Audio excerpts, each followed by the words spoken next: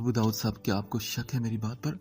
میں نے کہا نا جس قسم کی چاہیں آپ کنفرمیشن کرا لیں۔ ولید نے مجھے خاموش پا کر میرے کندھے کو باقاعدہ ہلا کر کہا تھا۔ اب میں کیا کہتا، اس کی دی گئی اطلاع نے میرے ہوش و حواس گم کر دی تھے۔ مجھے اپنی ساری صلاحیتیں بیکار ہوتی محسوس ہوئی۔ حجاب کی شادی کسی اور سے ہو جانا صرف میری انسلٹ نہیں تھی، بلکہ اون مرتضیٰ کی ایک اور کامیابی اور میری ایک اور ناکامی ہوتی، جس سے میں اب مر کے بھی دوچار نہیں ہونا چاہتا تھا۔ آپ اس خبر کی کنفرمیشن کرا لیں داؤد صاحب، پھر اگر آپ کو یہ غلط لگے تو بھلے جو مرضی مجھے سزا دیجیے گا۔ ولید نے بڑی صاف گوئی سے کہا اور میری آنکھوں میں دیکھ کر کہا تھا۔ میں نے اسے بیٹھنے کا کہا، نہ چائے پانی کا پوچھا۔ وہ جیسے آیا تھا ویسے ہی چلا بھی گیا، یہ کہہ کر کہ وہ میری طرف سے خدمت کے موقع کا منتظر رہے گا۔ اس کے چلے جانے کے بعد بھی میں کتنی دیر تک اسی کیفیت کا شکار رہا، اور پھر میں نے اپنی ٹینشن کو کم پڑتا محسوس کیا۔ اتنا تو میں جان ہی گیا تھا کہ اب میرا جوش کوئی فائدہ نہیں پہنچا سکتا۔ میں نے ایک مگ مزید گرما گرم کافی پی اور پھر ولید کا نمبر ملایا تھا۔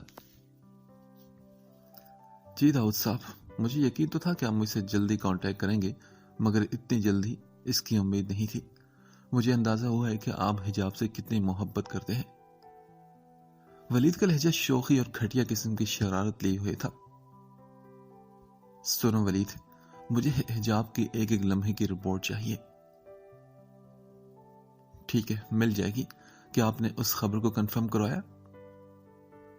نہیں، پر مجھے تمہاری بات کا یقین ہے۔ میں نے اسے آسانی سے جواب دیا تو وہ عجیب سے انداز میں ہنسا تھا۔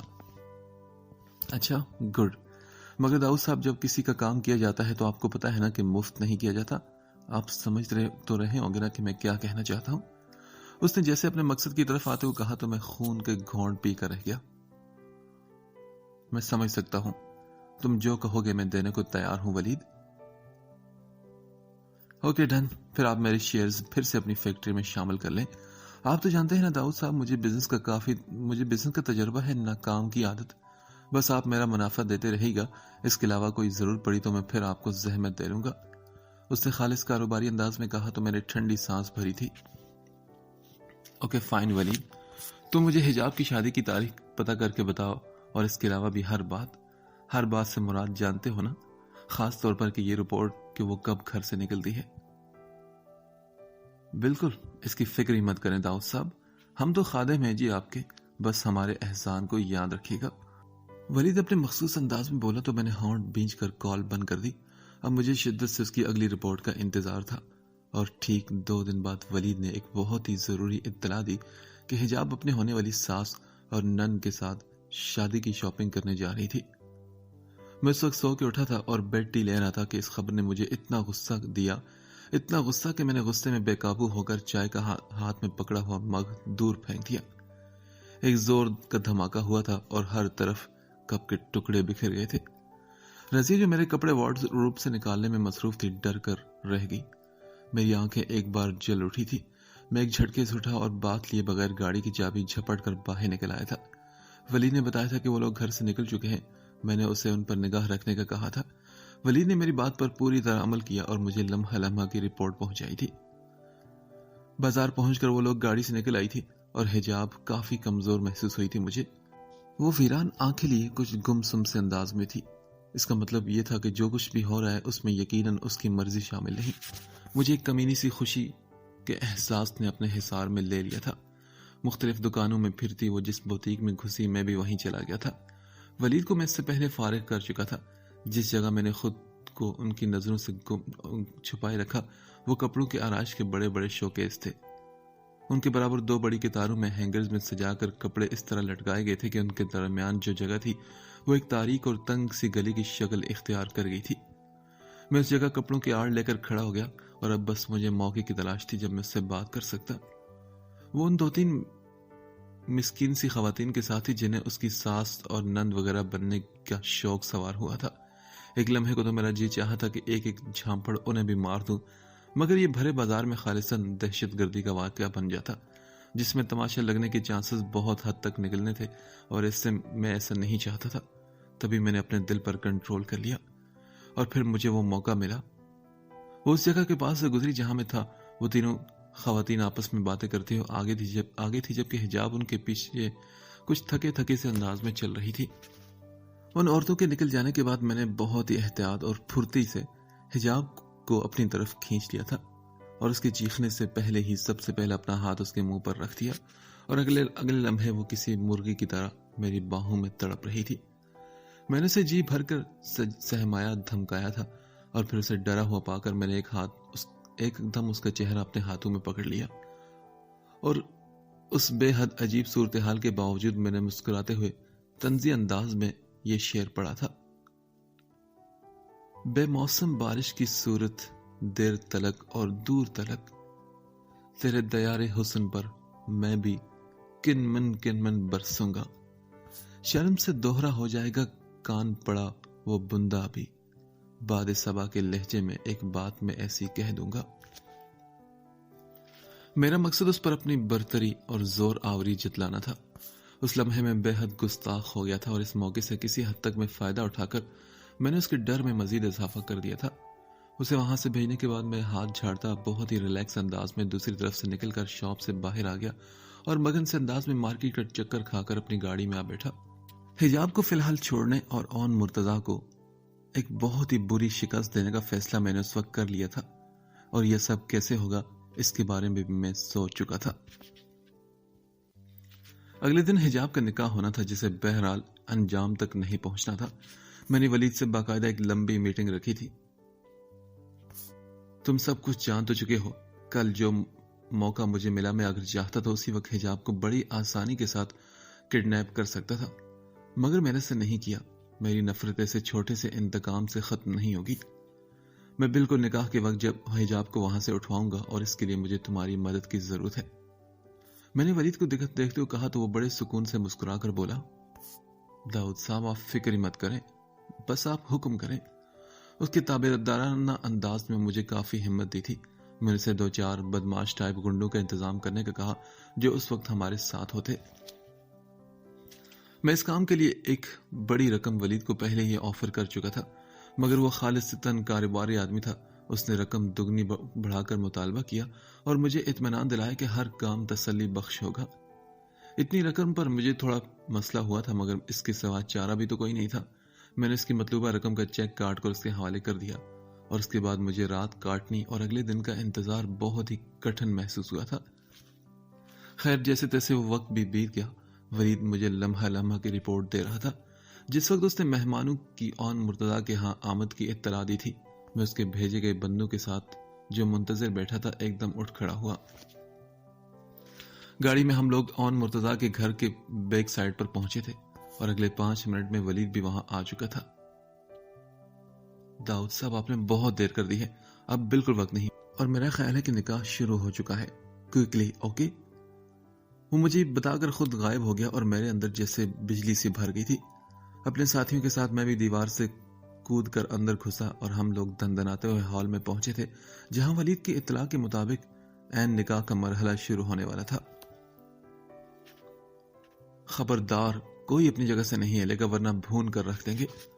ان بدماشوں میں سے جن کے چہرے سیاہ نقابوں میں پوشیدہ تھے ایک کڑک کر بولا تھا اور خوف زدہ کرنے کی نیت سے چند گولیاں ایک کھڑکی کے شیشے پر دے ماری تھی۔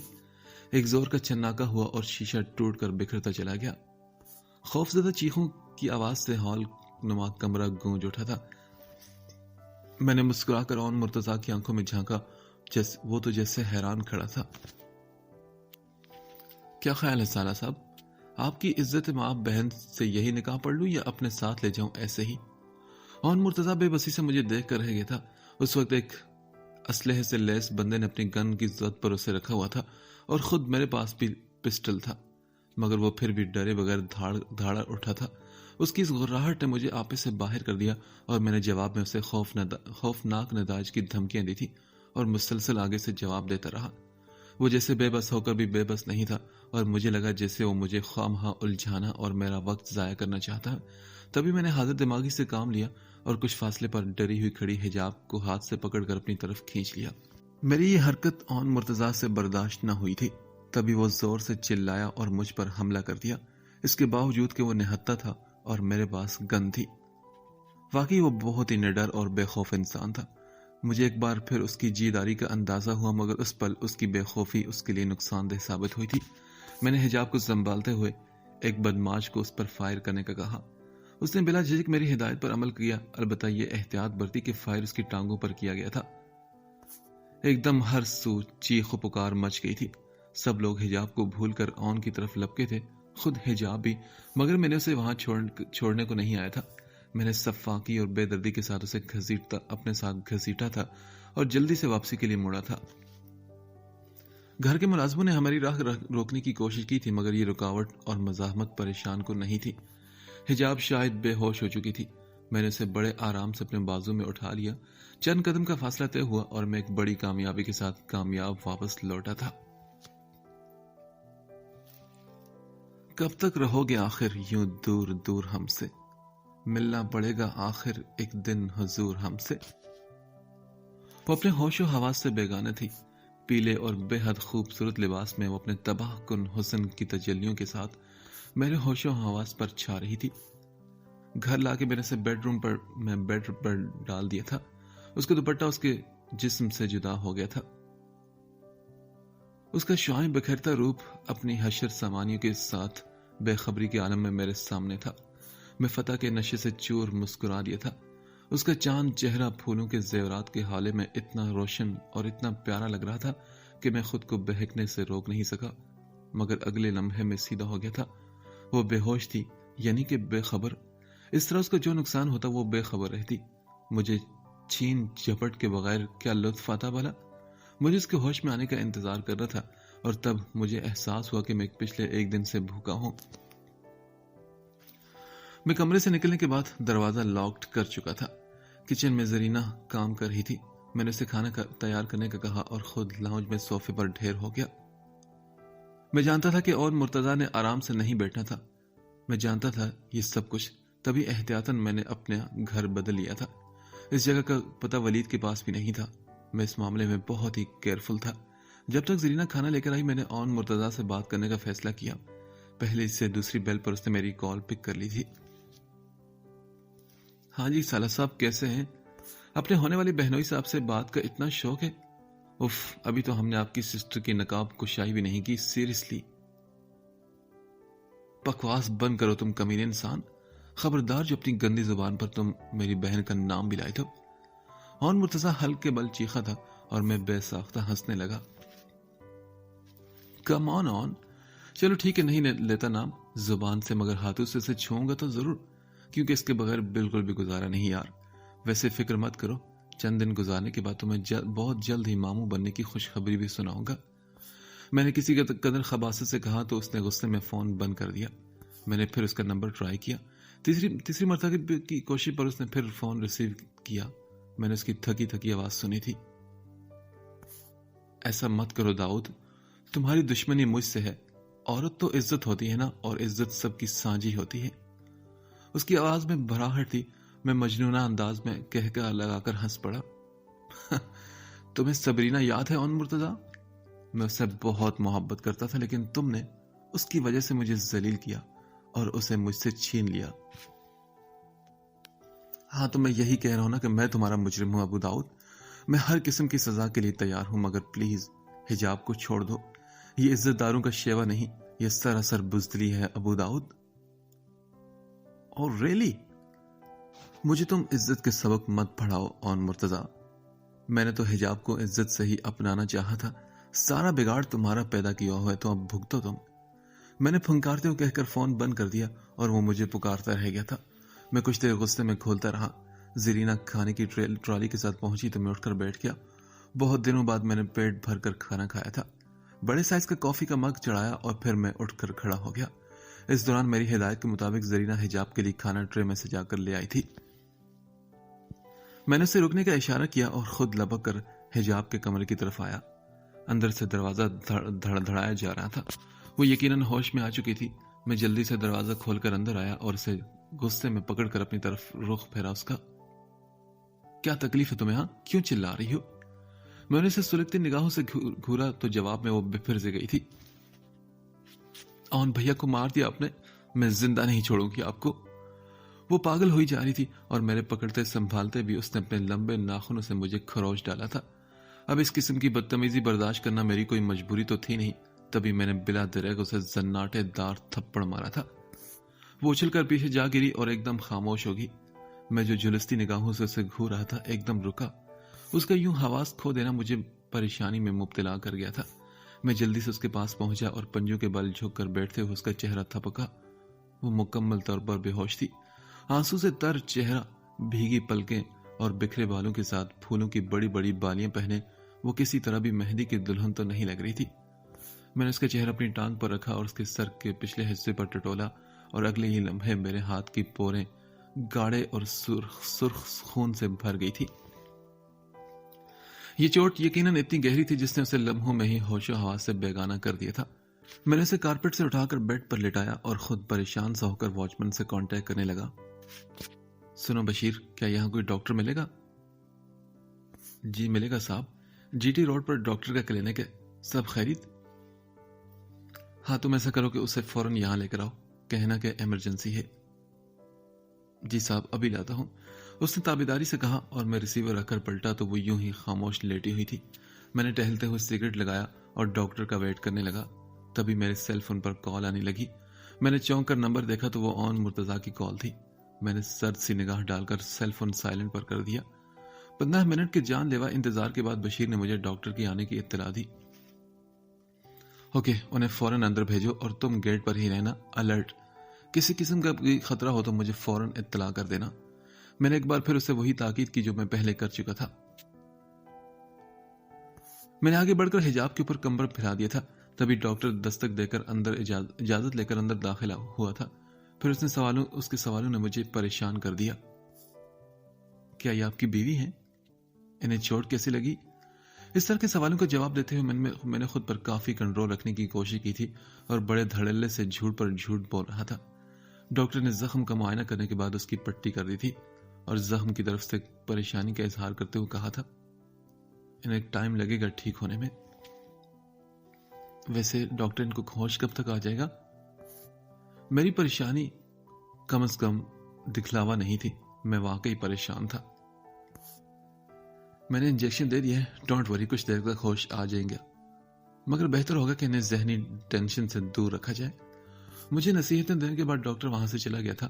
میں کچھ دیر خاموش کھڑا حجاب کو دیکھتا رہا اور پھر پلٹ کر باہر آ گیا تھا۔ زرینہ کو دودھ گرم کر کے لانے کا کہہ کر میں پھر اندر آیا تو حجاب دونوں ہاتھوں میں سر تھامے بیڈ پر بیٹھی تھی۔ اس کا پورا چہرہ ایک بار پھر آنسو سے بھیگ گیا تھا۔ مجھے دیکھ کر وہ جلدی سے اٹھ کر میری طرف آئی اور اگلا لمحہ حیران کن ثابت ہوا۔ وہ میرے پیروں میں بیٹھ گئی تھی اور بار بار ایک ہی التجا کرنے لگی تھی کہ میں اسے واپس بھیج دوں۔ میرے اندر جیسے زہر بھر گیا تھا۔ میں نے خود پر کنٹرول کر کے بڑی مشکل سے اپنے غصے کو دبایا تھا۔ میں نے اس کی التجاؤں کو بھی اگنور کر دیا تو وہ تھک ہار کر چپ ہوگی، مگر اس کے رونے میں شدت آ گئی تھی۔ میں پہلے خود صوفے پر بیٹھا اور پھر اس کا ہاتھ پکڑ کر اپنے پاس بٹھا لیا۔ میں نے اسے چپ ہونے کو کہا تھا، اس کے چہرے پر درد اور بے بسی تھی۔ آپ نے مجھے لانا تھا تو لے آتے، مگر اون بھیا کو تو نہ مارتے آپ۔ اس کی بات پر میں نے غصے سے اسے دیکھا اور پھر زہر بھرے لہجے میں بولا، یہ ماتم پھر کسی وقت کے لیے تم رکھو، کیونکہ تمہارا چہیتا ابھی بھی زندہ ہے۔ صرف اسے یقین دلانے کی خاطر میں نے سیل فون اٹھا کر آن کا نمبر ڈائل کیا تھا۔ میں ہر صورت اس کا یہ رونا دھونا بند کرانا چاہتا تھا اور اس لیے یہ نہ چاہتے ہوئے بھی کر رہا تھا۔ جیسے ہی آن مرتضیٰ نے کال پک کی، میں نے اسپیکر آن کر دیا۔ کچھ دیر میں نے آن سے طنزیہ باتیں کی۔ میرا لہجہ بے حیا اور بد لحاظ تھا۔ میرے خیال میں ابھی تو موقع آیا تھا اس سے بدلے چکانے کا، اسے تڑپانے کا۔ وہ مکمل طور پر میرے سامنے بے بس تھا۔ حجاب کچھ دیر خاموش بیٹھی رہی اور پھر میرے پاس سے اٹھ کر بیڈ پر جا بیٹھی۔ تبھی اس کی نگاہ اپنے دوپٹے پر پڑی تو وہ جیسے چونک اٹھی۔ میں نے اسے شرمندہ ہوتے دیکھا تھا اور پھر میں ہنس پڑا۔ وہ دوپٹہ اوڑھ رہی تھی اور میرے اندر جیسے کوئی زور زور سے ہنس رہا تھا۔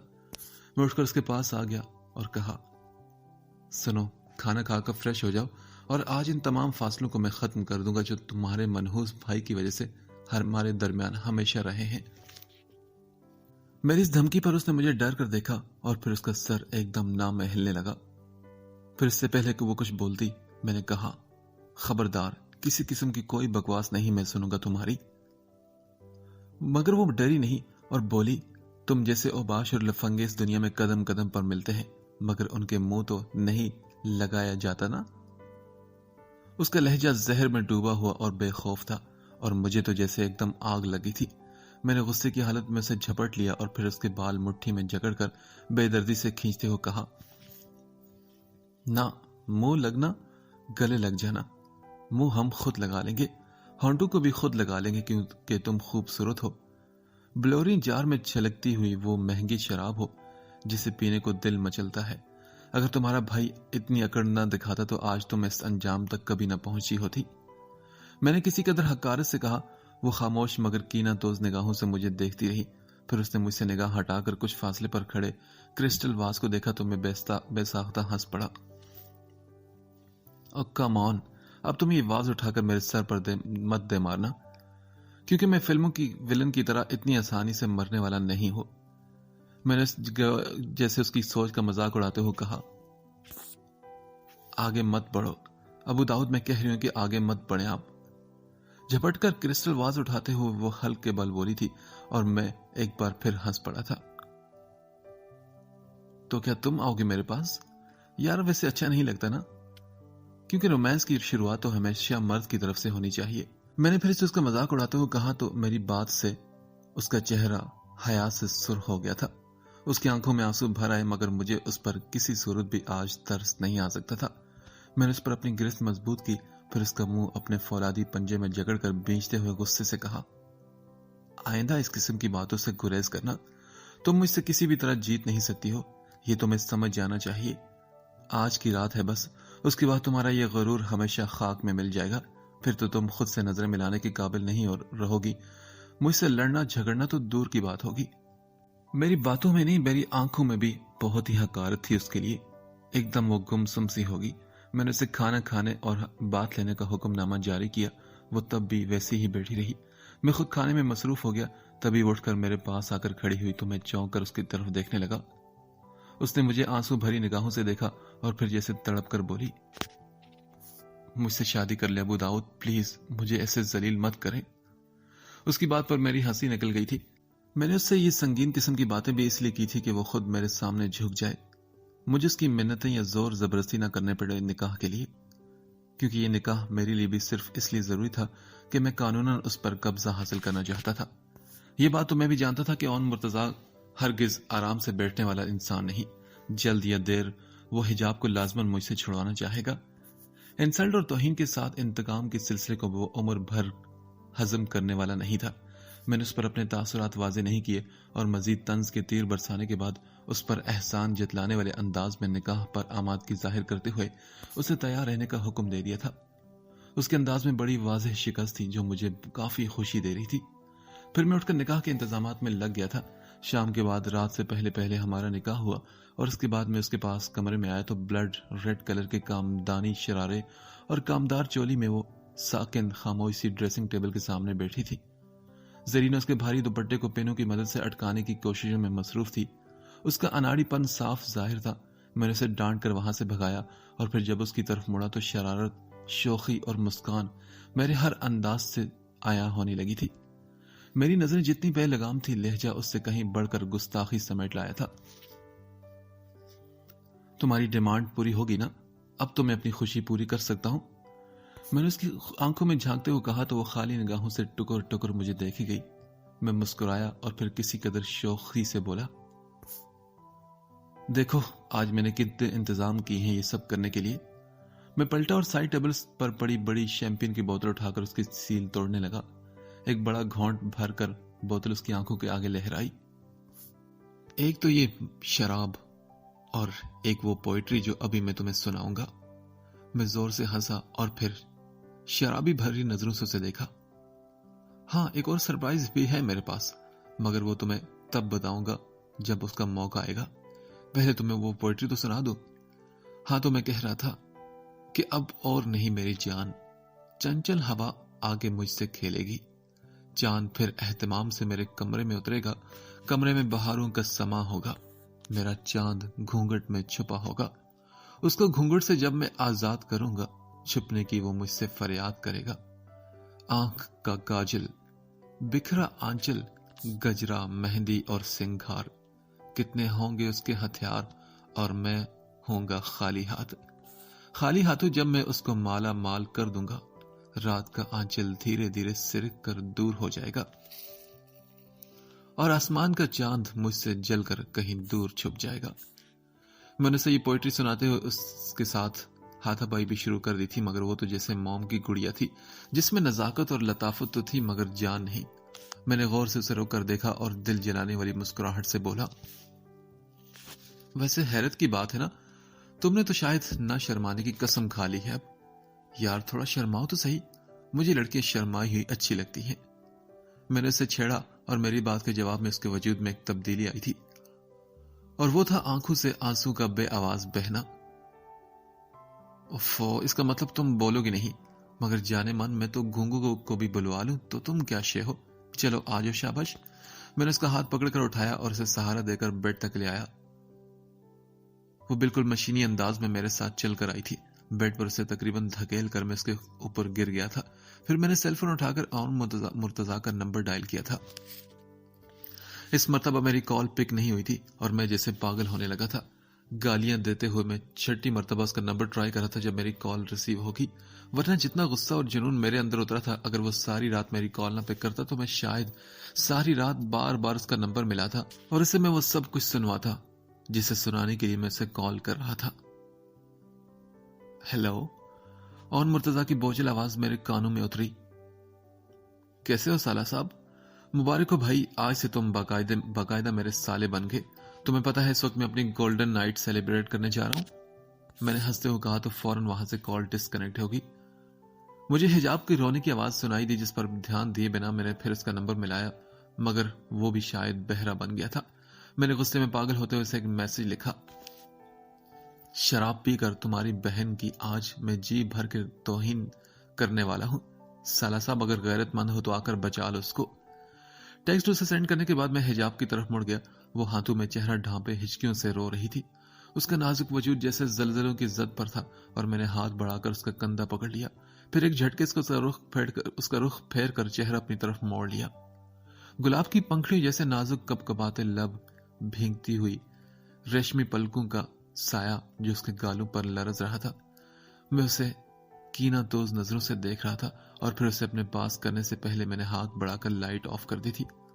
और फिर मैं था और मेरी वो सारी कोशिशें, मेरी वहशत, मेरी सफाकी, और वो थी उसका एहतजाज, उसकी आहें, उसकी कराहें। वो जितना तड़प रही थी मुझे इतना ही सुकून मिल रहा था।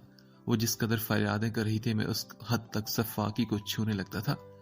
मैंने 8 सालों की नफरत और वहशत उन चंद घंटों में उसके वजूद पर छोड़ी थी, और फिर जब मेरे अंदर लगी आग किसी हद तक बुझ गई तो मैं करवट बदल कर सो गया था। अगली सुबह मेरी आंख खुली तो हिजाब मेरे पास करवट के बल लेटी शायद सो रही थी। वो कुछ देर पहले ही सोई थी। अभी तक उसके नीम खुले होंठों से वक्फे वक्फे से सिसकी टूटकर बिखरती थी। उसका चेहरा और पलकें अभी तक आंसू से नम थी। आंखों के पपोटे सूजन का शिकार थे।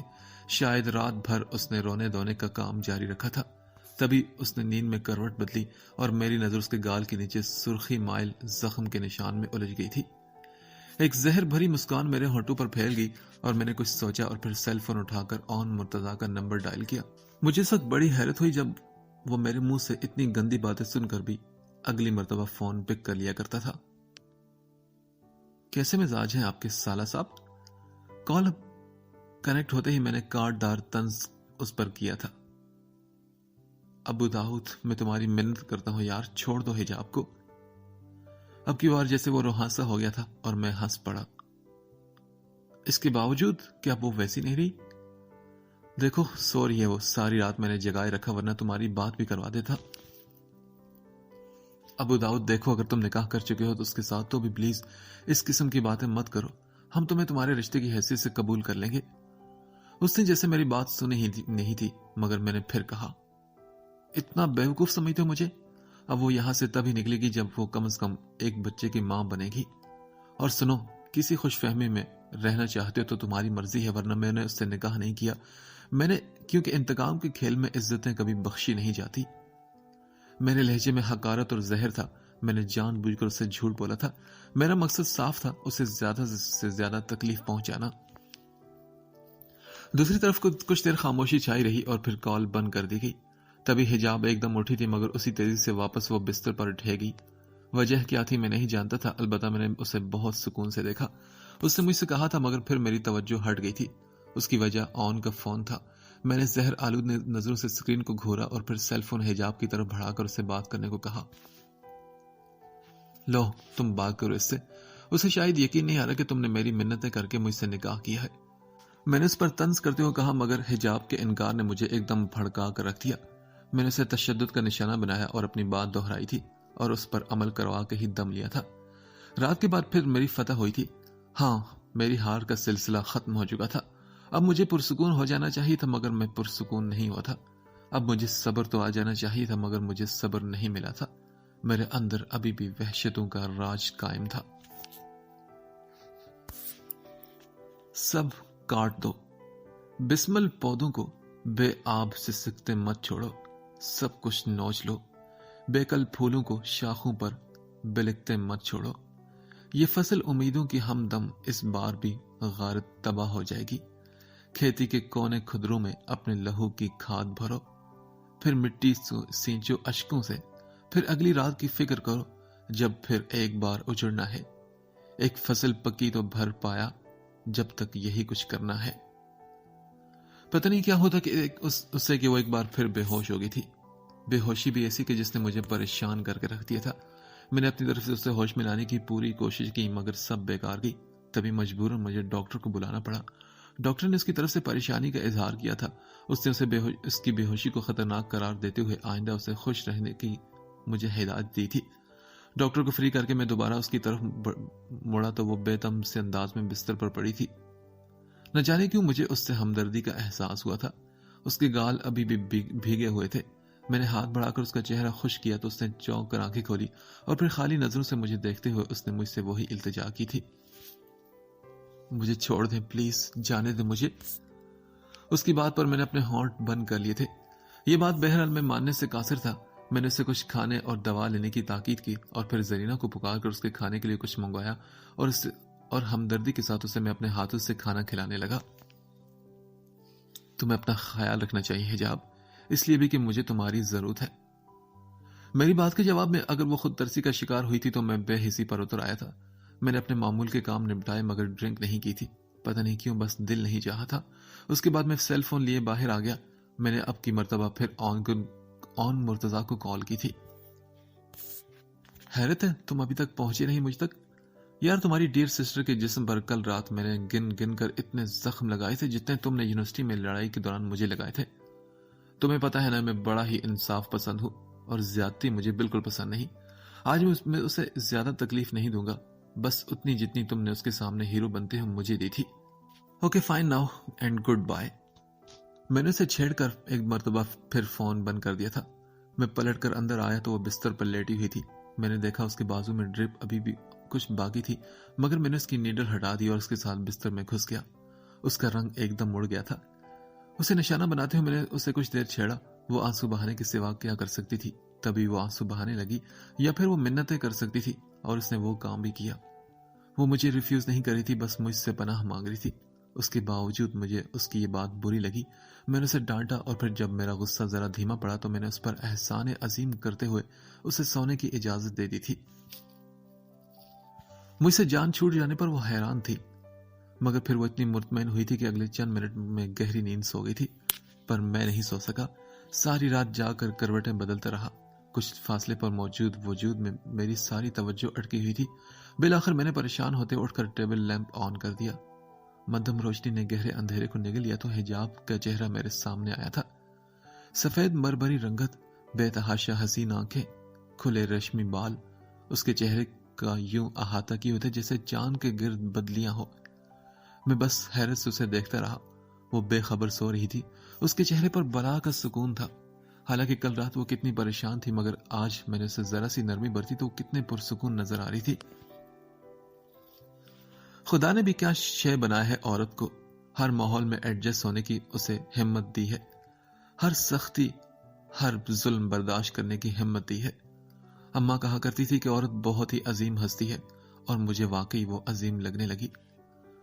مجھے کبھی کی پڑھی ہوئی ایک پوئٹری اس پل شدت سے یاد آنے لگی جس میں لکھا گیا تھا، کبھی موسم بن کر پگھل جاتی ہیں، کبھی سورج کی تپش سے جل جاتی ہیں، یہ لڑکیاں کتنی عجیب ہوتی ہیں، سنبھل کے چلیں پھر بھی پھسل جاتی ہیں۔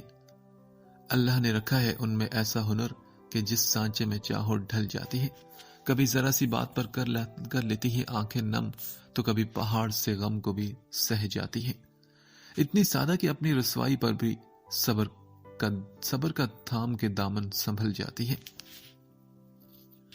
نہ جانے کس جذبے کے تحت میں اس پر جھکا اور اس کے ماتھے کو نرمی سے چوم لیا۔ وہ کتنی حسین لگ رہی تھی، اس کا پورا وجود جیسے بہت ہی ملائم سی روشنی کے حالے میں تھا، اتنی روشن، اتنی اجلی، اتنی حسین اور اتنی الگ کہ میری نگاہ اس پر سے ہٹنا بھول گئی تھی، اور پھر مجھے پتہ ہی نہ چلا کہ میں کیا کر رہا ہوں۔ بس میرے دل میں ایک عجیب سا احساس تھا۔ مجھے بس اتنا یاد ہے کہ کل رات اگر میں نفرت کی انتہا پر تھا تو آج رات محبتوں کے معراج کو چھو کر آیا تھا۔ کل اگر میں ظالم تھا تو آج سراپے محبت تھا۔ اور پھر نہ جانے مجھے کیا ہوا کہ مجھے خود پر کنٹرول نہ رہا اور میں اس کی پناہوں میں سمٹ کر سو گیا تھا۔ اگلی صبح میری آنکھ کمرے میں ایک شور سے کھلی تھی۔ میں نے آنکھیں مسل کر اس شور کی طرف دیکھا۔ کچھ فاصلے پر موجود سیل فون کی بیل چند لمحوں کے بعد بند ہو کر پھر زور و شور سے بجنے لگی تھی۔ فون داور بھائی کا تھا، ایمرجنسی تھی اور مجھے فوراً جانا پڑا۔ جلدی میں تیار ہو کر میں روم میں آیا تو حجاب ابھی تک سو رہی تھی۔ میں نے ایک نظر سے دیکھا اور پھر اس کے اوپر کمبل ٹھیک کرتا باہر آ گیا۔ زرینہ کچن میں بزی تھی۔ میں نے اسے حجاب کا خیال رکھنے کا کہا اور گاڑی لے کر فوراً نکل گیا۔ ہاسپٹل میں بھابھی کے علاوہ داور بھائی اور اماں وغیرہ سبھی جمع تھے۔ مجھے اسی چکر اور پریشانی میں وہاں 2 دن لگے تھے۔ اس دوران میں نے ایک آدھ مرتبہ حجاب سے کانٹیکٹ کرنے کی کوشش کی، مگر چونکہ میں سیل فون گھر بلایا تھا تبھی بیل ہوتی رہی مگر کسی نے کال پک نہ کی۔ 2 دن بعد جب میں لوٹا تو غصے سے میرا برا حال ہو رہا تھا، مگر پہنچتے ہی جو خبر مجھے سننے کو ملی تو اس نے مجھے ایک دم ہارن بینچ لینے پر مجبور کر دیا تھا۔ حجاب کو آن مرتضی وہاں سے نکالنے میں کامیاب ہو گیا تھا۔ اسی ٹینشن میں کمرے میں آ کر بستر پر گر گیا تھا۔ میں جانتا تھا کہ اب ایک نیا محاذ کھل گیا ہے۔ حجاب کو وہاں چھوڑنا میری انا کو گوارا نہیں تھا۔ تبھی میں پریشان ہو کر سوچنے لگا کہ اب مجھے کیا کرنا چاہیے۔ انہی سوچوں میں نے کروٹ بدلی تو میرا ہاتھ کسی چیز سے ٹکرایا۔ میں نے ٹٹول کر اسے اٹھایا تو وہ ایک طلائی کا جھمکا تھا۔ اسے میں نے حجاب کو پہنے دیکھا تھا۔ میرے ہونٹوں پر ایک عجیب سی مسکراہٹ بکھر گئی۔ تمہیں ایک مرتبہ پھر میرے پاس آنا ہے حجاب ابو داؤد، صرف اس لیے نہیں کہ تم انتقام کی وجہ ہو، بلکہ تم خاص ہو۔ اب وجہ صرف انتقام تو نہیں، کچھ اور بھی ہے، ایک کمی کا احساس۔ میں نے اس کے بارے میں سوچا اور احتیاط سے اس کا جھمکا دراز کھول کر اس میں ڈال دیا تھا۔ آنکھ کی ندیا، اشک کی نیا، یاد تمہاری چاند کی رات، جھرنا جگنو ٹم ٹم تارے، کتنی پیاری چاند کی رات، سوکھے پتے سرد ہوائیں، سونی سڑکیں، میں اور تم، شاہ اور ملکہ ہاتھ ہے تھامے، اور درباری چاند کی رات۔ وقت گزارنے کے لیے میں چینل سرچنگ کر رہا تھا کہ ایک جگہ میرا ہاتھ تھم گیا تھا۔ بہت ہی مدھم میوزک اور چنچل آواز میں گیت چل رہا تھا۔ میں دھیان سے سننے لگا۔ نہ جانے کیوں وہ لڑکی مجھے ٹوٹ کر یاد آئی جسے کبھی میں نے اپنے دل میں اہمیت نہیں دی تھی، اور میرا ذہن بھٹکنے لگا۔ پتہ نہیں وہ مجھے یاد کر رہی تھی یا جان چھوٹ جانے پر شکر منا رہی تھی۔ میں کچھ ایسا پریشان ہوا کہ ایک بار پھر ولید سے میں نے کانٹیکٹ کیا۔ یار وہ تیرا دوست پولیس آفیسر کیا جھک مارا ہے، اسے کہو کہ میرے ساتھ چلے، میں ہر صورت آج حجاب کو لانا چاہ رہا ہوں۔ اس سے کانٹیکٹ ہوتے ہی میں نے غصے سے کہا تو جواب میں فضول سی ہنسنے لگا۔ جناب خیری تو ہے، کہیں آپ کو محبت شہبت تو نہیں ہوگی؟ بہیو یور سیلف ولید، مقصد کی بات کرو، مجھے مذاق بالکل پسند نہیں۔ میں نے اسے ایک دم ڈانٹ کر رکھ دیا تو وہ بھی سنجیدہ ہو گیا۔ اوکے، میں نے بات کر لی ہے۔ ایس پی صاحب جس کیس میں بزی تھے وہ کامیاب ہو چکا ہے۔ آپ کا کام اسی وجہ سے لیٹ ہوا کہ میں ایس پی صاحب کو آپ کے ساتھ بھیجنا چاہتا تھا، کیونکہ اون بھائی کی اپنی بھی اچھی خاصی سورس ہے، یہ کام بیچ میں اٹک بھی سکتا تھا نا، اس لیے۔ اس کی وضاحت نے میرے تنے ہوئے اعصاب کو کسی حد تک ڈھیلا کر دیا تھا۔ اس نے ایس پی سجاد ملک سے میری بات کرائی تھی۔ میں نے مختصر الفاظ میں بتایا کہ حجاب کا بھائی اسے میرے ساتھ خوش نہیں دیکھنا چاہتا وغیرہ وغیرہ۔ یہ سب ایک جھوٹی داستان تھی جس سے میں نے اسے مطمئن کیا اور اپنے نکاح کے بارے میں بتایا۔ اس نے مجھے شام 4 بجے آنے کا کہہ دیا تھا۔ میں 4 بجے سے بھی پہلے تھانے پہنچ گیا۔ وہاں سے ہم لوگ اون مرتضیٰ کے گھر گئے تھے۔ ایس پی سجاد ملک نے مجھے وہیں ٹھہرنے کا اشارہ کیا اور خود ایک لیڈی پولیس کانسٹیبل اور دیگر اہلکاروں کے ساتھ اندر چلے گئے۔ آپ فکر مت کریں، ہم ابھی آپ کی ڈیئر وائف کو آپ کے حوالے کر دیں گے۔ ایس پی نے جاتے جاتے کسی قدر شوخی سے مجھے کہا تو میں جان بوجھ کر مسکرایا تھا۔ انتظار کے یہ چند منٹ بہت ہی کٹھن تھے۔ دیکھا جاتا تو آج کی جو ہار تھی وہ بھی کم سنگین نہیں تھی۔ کاش میں بھی اندر جا کر اون مرتضیٰ کی بے بسی اور لاچاری کو دیکھ سکتا۔ وقت گزارنے کو میں نے سگریٹ لگا لیا تھا اور پھر کچھ دیر بعد وہ مجھے وہاں سے آتی نظر آئی۔ ریڈ کلر کے بے حد خوبصورت سوٹ پہنے، بدحواسی میں اوڑے دوپٹے میں اپنے اڑتے بالوں کو بڑی مشکل سے سنبھالتے ہوئے وہ کتنی دلکش لگ رہی تھی، مگر اسی قدر ڈری ہوئی بھی۔ میں نے اسے جی بھر کر سکون سے دیکھا۔ اس کی پلکیں جھکی ہوئی تھی اور ان کے کناروں پر آنسو کے قطرے نظر آ رہے تھے۔ وہ یقیناً بہت سارا روئی تھی۔ پولیس اہلکاروں نے اسے میرے حوالے کیا اور بیسٹ وش کرتے ہوئے وہاں سے رخصت ہو گئے۔ میں نے اسے خود سے لپٹا لیا تھا، پھر اسے ساتھ ہی واپس لوٹ آیا، مگر وہ گم سم اور خاموش رہی تھی۔ پھر نہ جانے کیا ہوا کہ اس کی یہ خاموشی ٹوٹ گئی اور وہ بے تحاشا روتی چلی گئی۔ اچھا بھلا میرا موڈ خوشگوار موڈ تھا، ایک دم تباہ ہو گیا۔ میں نے اسے بے تحاشا ڈانٹا تھا، مگر بجائے وہ ڈرنے کے مجھ سے الجھ گئی۔ پھر کیا تھا، ایک دم میرا دماغ الٹ گیا۔ وہ غصے میں تھی تو میں بھی ایک دم قہر بن گیا۔ میں نے اسے وہیں اچھا خاصا دھنک کر رکھ دیا تھا۔ اس بد دماغ عورت کو عزت راس ہی نہیں آتی تو میں کیا کر سکتا تھا؟ میرے سارے نرم گرم احساسات جیسے دھوئیں میں بدل گئے تھے۔ میں اس پر اپنا غصہ تو نکال چکا تھا، مگر اس کی خراب ہوتی حالت نے مجھے ایک دم پریشان کر دیا تھا۔ گھر پہنچنے تک میں ڈاکٹر سے کنسلٹ کر چکا تھا۔ ڈاکٹر نے چیک اپ کیا، میڈیسن تھی اور پھر مجھے عجیب نظروں سے دیکھ کر بولے، آپ کو شاید اپنی وائف کی زندگی پیاری نہیں۔ میں آپ سے پہلے بھی کہہ چکا ہوں سر کہ ان کے لیے ٹینشن فری ہونا بہت ضروری ہے۔ ان کا دل کمزور ہو چکا ہے اور کوئی بھی شوق برداشت کرنے کی پوزیشن میں فی الحال بالکل نہیں ہے۔ یہ انہیں خوش رکھنے کی ہر ممکن کوشش کریں ورنہ آپ انہیں موت کی طرف دھکیل دیں گے۔ ڈاکٹر اپنی بات کہہ کر چلے گئے تو میں واقعی حجاب کے لیے پریشان ہو چکا تھا، مگر میری توجہ نے اسے نہیں بہلایا اور وہ بہت پریشان رہی۔ پھر اس نے جو باتیں کی وہ مجھے پھر سے غصہ دلا گئی۔ اون مرتضیٰ نے اس سے غلط بیانی نہیں کی تھی، میں اسے یہ سب کہہ چکا تھا، مگر اسے حجاب سے بکواس کرنے کی کیا ضرورت تھی؟ بولے، ابو داؤد، دیا ہے نا آپ نے مجھے دھوکہ، ایک عزت ہی تو مانگی تھی میں نے آپ سے، گناہ گار ہونے سے بچنا چاہا تھا نا بس، لیکن آپ نے ایک دم وہ سسک پڑی تو میں اپنی نگاہیں چرا گیا تھا۔ تبھی میں نے کہا، یہ سچ نہیں ہے حجاب، میں نے تم سے نکاح کیا ہے۔ تو کیا اون بھیا جھوٹ بول رہے ہیں؟ ہاں، کس کی بات پر یقین کروں میں؟ ہاں، آپ کی بات پر یا اون بھیا کی بات پر؟ ایک دم وہ چیخ کر بولی۔ میں نے اسے ٹیز کرنے کی غلط بیانی کی تھی، میں نے اسے اصل بات بتا دی، مگر شاید وہ مجھ پر سے اعتماد کھو چکی تھی۔ پھر ہمارے بیچ جھگڑا لمبا ہوتا چلا گیا۔ وہ صدمے میں تھی اور میں غصے میں، اور اسی غصے میں میں نے اسے بہت باتیں سنائی۔ ایک بار پھر غصے میں آپے سے باہر ہو کر میں نے اسے بہت ساری گالیاں بکی تھی۔ وہ حیرت سے گھنگ ہو گئی تھی اور میں اس کے احساسات کی پرواہ کیے بغیر وہاں سے چلا گیا تھا۔ اس کے بعد بس میں اسے اپنا مقصد حاصل کرتا رہا۔ میں نے اپنی کہی ہوئی بات ثابت کر کے دکھائی تھی کہ اس کی حیثیت میری کیب سے زیادہ نہیں تھی۔ پھر میں اسے لے کر لاہور چلا آیا۔ میں اکثر اس میں اٹریکشن محسوس کرتا، کبھی کبھار مجھے لگتا کہ وہ ایک ساحرہ ہے، ایک جادوگرنی جس نے مجھ پر اپنا جادو دھیرے دھیرے کرنا شروع کر دیا ہے۔ کراچی سے لاہور کا سفر بائی روڈ ہوا تھا، اس لیے ایک دو جگہ ہمیں رکنا بھی پڑا۔ وہاں ہوٹلز میں نے اس کے ساتھ بہت انجوائے کیا تھا۔ ایک بار پھر مجھے لگا کہ وہ بس محبت کرنے کو بنائی گئی ہے۔ اماں اور بھابھی وغیرہ کے لیے حجاب سے میری شادی ایک نیا انکشاف تھا۔ پھر وہاں بھی ہمارا آپس میں 2-3 مرتبہ جھگڑا ہوا۔ پتہ نہیں کیوں اس نے ہر معاملے میں میرے ساتھ ضد باندھ لی تھی۔ شاید وہ مجھ سے اس طرح بدلہ لینے کی کوشش کرتی۔ جو بھی تھا، اب میرے اندر کا ابال ختم ہوتا جا رہا تھا اور میری خواہش تھی کہ میں اس کے ساتھ ایک اچھی اور بھرپور زندگی گزاروں، مگر وہ میری ہر کوشش پر پانی پھیر دیتی تھی۔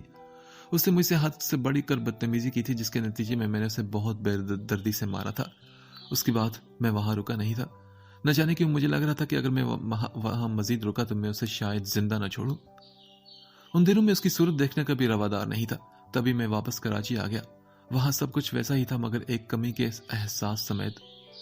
شروع میں اس کی کمی کو سمجھ اور جان ہی نہ سکا۔ میں بہت مصروف رہنے لگا تھا۔ پچھلے 2 سالوں سے تقریباً میں اپنے کام سے اتنا غافل ہوا تھا اس فضول لڑکی کے چکر میں کہ اچھا خاصا نقصان کر چکا تھا بزنس میں۔ پھر میں نے دن رات کر کے اپنے بزنس کو توجہ دی۔ ولید سے اب بھی کبھی کبھی ملاقات ہو جاتی تھی۔ اس نے جو تعاون کیا تھا اس پر میں اس سے دل و جان سے اس کا مشکور تھا۔ وہ ایک عیاش انسان تھا، کام سے تو جی چرانے والا تھا۔ میں ہر مہینے اس کا منافع اسے دے دیا کرتا تھا۔ ایک بار میں نے اس کا خصوصی شکریہ ادا کیا اور ذرا کوریدنے کی کوشش کی تھی کہ اون یا حجاب کے ساتھ اس کی ایسی کیا دشمنی تھی کہ جس کی بنا پر اس نے میرا اس حد تک ساتھ دیا۔ تو جواب میں پہلے تو اپنی بات کو گھما گیا اور پھر میرے بار بار پوچھنے پر اس نے صرف اتنا بتایا کہ ان لوگوں کی طرف سے اس کی ذاتی قسم کے کچھ حساب نکلتے تھے۔ میں سمجھ گیا کہ خاندان میں اس قسم کی تلخیاں ہوتی رہتی ہیں جن میں کچھ کمینے لوگ دوسرے اپنے رشتہ داروں کو زیادہ سے زیادہ نقصان پہنچا دیا کرتے ہیں۔ خیر، مجھے بھی اون مرتضیٰ سے کوئی ہمدردی تو تھی نہیں۔ پھر میں نے کراچی آ کر اپنا آفیشیل نمبر آن کر لیا تھا۔ جب میں نے ڈبل سم والا ملٹی میڈیا سیل لیا تو دوسرا پرسنل نمبر بھی آن کر لیا تھا۔ یہ اسی روز کی بات ہے جب میں آفس میں تھا تو حجاب کی کال آنے لگی۔ میں میٹنگ میں تھا تبھی دھیان نہیں دیا، مگر وہ بار بار مجھے کال کر رہی تھی۔ اس کے باوجود میں نے اس کی بات سننے کی کوئی ضرورت محسوس نہ کی۔ فی الحال میں اپنے دل میں اس کی کوئی گنجائش نہیں رکھتا تھا۔ اماں جیسی فطرت کی عورت اور سائرہ آبا کے ساتھ گزارا کرنا عام بندے کی بس کی بات نہیں تھی۔ مجھے اندازہ تھا کہ وہ وہاں کیسی زندگی گزار رہی ہوگی۔ اس کے باوجود میں نے جان بوجھ کر اس کو کوئی توجہ نہ دی۔ میرا مقصد اسے تکلیف اور سزا دینے کے علاوہ اور کیا ہو سکتا تھا؟ مزید چند منٹ گزرے تو بھابھی کا فون آ گیا۔ انہوں نے مجھے حجاب کی حالت کے بارے میں بتایا اور اسے لے جانے پر اصرار کرنے لگی۔ کیوں لے آؤں اسے؟ وہاں کیا مسئلہ اسے؟ میں نے بھابھی سے کہا تو وہ بولی، مسئلہ ہے نا، بتایا تو ہے۔ اماں اور سائرہ نے اس کی ناک میں دم کیا ہے، اوپر سے اس کی حالت بھی ایسی ہے کہ سارا دن کچن میں کھڑی ہو کر کام کرتی ہے۔ ہاں تو کرنے دیں کام، کوئی موم نہیں ہے کہ پگھل جائے گی۔ میں نے غصے سے جواب دیا اور ادھر کچھ دیر کو خاموشی چھا گئی۔ داؤد، وہ ماں بننے والی ہے تمہارے بچے کی۔ ایسی حالت میں عورت بہت ہی حساس، کمزور اور سہارے کی تلاش میں ہوتی ہے۔ ہمدردی کے دو بول بھی اس کی ہمت بناتے ہیں۔ تم نے اسے محنت و مشقت اور ظلم کے حوالے کر دیا۔ یہ کیسی محبت ہے تمہاری؟ آپ سے کس نے کہہ دیا کہ مجھے سے محبت ہے بھابھی؟ محبت تو کیا، مجھے سے کوئی ہمدردی بھی نہیں۔ جو ہو رہا ہے اسے ہونے دے، بلکہ میں اماں سے کہوں گا کہ اس پر ذرا اور سخت ہاتھ رکھیں۔ بہت منہ پھٹ ہے محترمہ ویسے بھی۔ اس وقت میں غصے میں بد مزاج ہو رہا تھا۔ اس خوشخبری نے بھی مجھ پر کوئی اثر نہیں دکھایا تھا۔ بھابھی یقین میری بات سن کر سکتے میں آ گئی تھی۔ پہلے تو انہیں یقین آیا اور پھر وہ افسوس بھرے انداز میں بولی، داؤد، اگر تم اس سے محبت نہیں کرتے تھے تو اتنے پاپڑ کیوں بیلے تم نے؟ ہاں، شادی کیوں کی تم نے اس سے؟ بس کیا بتاؤں بھابھی، یہ کوئی اور چکر ہے۔ یہ صرف میری ضد، انتقام اور نفرت کا چکر ہے۔ اب خدا کے لیے مجھ سے کوئی مزید ڈیٹیل مت پوچھے گا۔ میں نے تنگ آ کر کہا تو بھابھی نے گہری سانس کھینچی اور پھر بولی، مجھے لگ رہا ہے کہ میرے پاس کہنے کو کچھ نہیں بچا داؤد۔ خدا تمہیں نیک ہدایت دے۔ ان کا فون بند ہوا تو میں نے شکر کی سانس بھری، مگر یہ سکون زیادہ عرصے میرے ساتھ نہیں رہ سکا تھا۔ چند دن گزرے تھے کہ جب اماں نے فون پر چیخ چلا کر مجھے ایک اطلاع دی۔ یہ اطلاع کیا تھی؟ ایک بم تھا جو بلاسٹ کر دیا تھا انہوں نے مجھ پر۔ حجاب کو وہاں سے اون مرتضیٰ آ کر اپنے ساتھ لے گیا تھا اور مجھے اس پر لگا کہ میرا دماغ پھٹ جائے گا۔ جو ہوا تھا وہ ہرگز اچھا نہیں ہوا تھا۔ اب وہ یقیناً میرے ساتھ قانونی لڑائی لڑے گی۔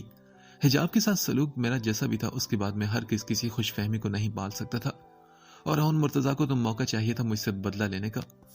میں غم اور غصے کی زیادتی میں پاگل ہوتا اماں اور سائرہ پر چلاتا رہا کہ ان کی موجودگی میں وہ چلی کیسے گئی۔ آخر اس نے پہلے اون سے رابطہ تو کیا ہوگا۔ میرا غصہ تھا کہ ختم ہونے کا نام نہیں لے رہا تھا۔ دیکھا جاتا تو یہ میری ایک شکست تھی، ناقابل بیان شکست، جو اب مجھے ہرگز گوارا نہیں تھی۔ اس شکست کو مجھے پھر سے فتح میں بدلنا تھا، چاہے اس کے لیے مجھے کچھ بھی کرنا پڑتا، کچھ بھی۔